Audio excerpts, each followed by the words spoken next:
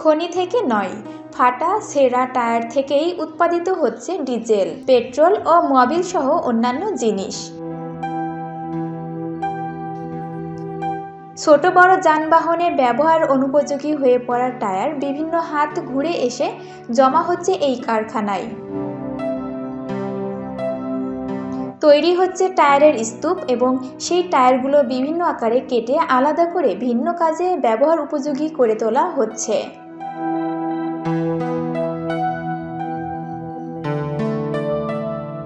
চাহিদা মোতাবেক টায়ারের বিভিন্ন অংশ এখান থেকেই খুচরা ও পাইকারি ক্রেতাগণ ক্রয় করে নিয়ে যাচ্ছে।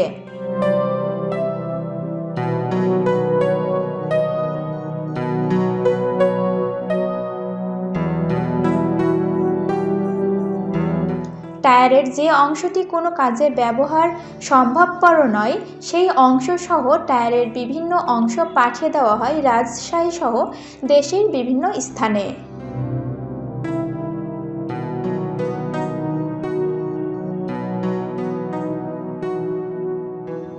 মূলত সেখান থেকেই প্রক্রিয়াকরণের মাধ্যমে টায়ার থেকে ডিজেল, পেট্রোল, মোবিল সহ রাস্তা তৈরিতে ব্যবহৃত বিটুমিন তৈরি হচ্ছে।